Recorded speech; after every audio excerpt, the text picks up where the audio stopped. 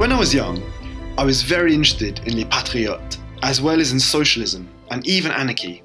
My family was fairly political, and we often discussed current affairs. I was a young person with a thirst for justice who was looking for a cause.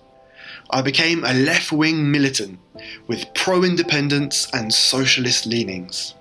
For me, being a militant was an opportunity to socialise and to give meaning to my life.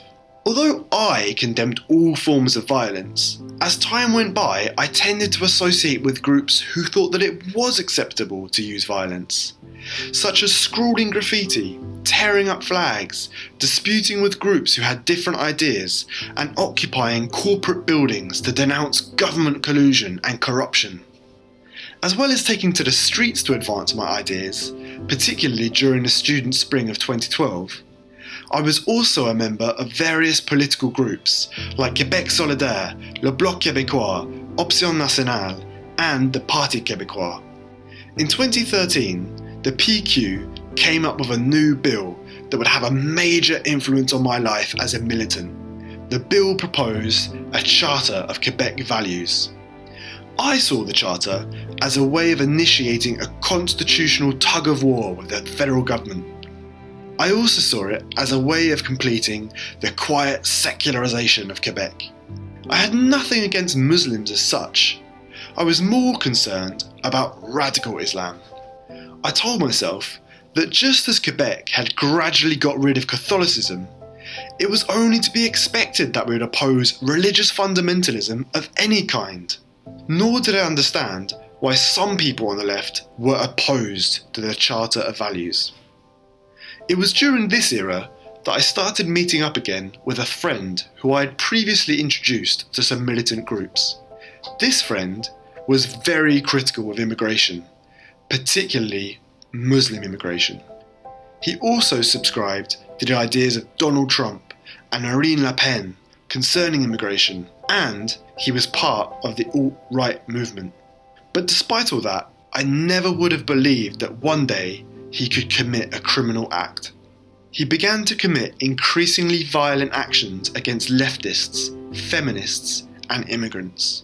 It began with bullying on social media, followed by hate propaganda on the internet. Ultimately, he took to physical attacks on innocent people just because they were members of the Muslim community. I'm still saddened by what happened, and I still think about all the people he caused to suffer, as well as their family members. I'm told that I shouldn't feel guilty about what this person did.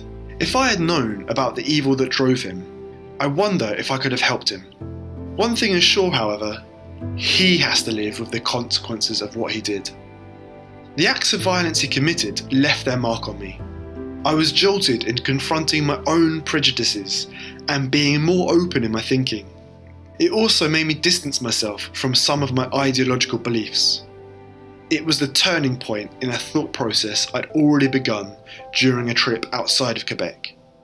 I lived abroad for a while. I was able to experience and appreciate cultural diversity, but during my travels I also had an opportunity to observe the systematic racism endured by other communities. My doubts were intensified when some of those arguing in favour of secularism, whom I had known during the Charter of Values episode, began to target Muslim women who distributed food to the homeless during Ramadan. They accused these women of proselytism. This kind of message, we see it all the time on social media. I found what they were saying to be totally paranoid. I did not believe these women were recruiting for Islam. On the contrary, they deserved our admiration.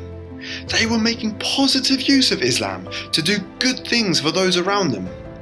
Having thought about it, I'm now convinced that it is possible to debate immigration issues rationally, without fearmongering, typecasting, or sensationalising. When sensationalism is used to scare the public, there is a strong risk that some people, like my former friend, will be moved to commit irreparable violence. From the beginning, Quebec has been a society that is open to the world, and immigration does not contradict Quebec's identity in all of its diversity.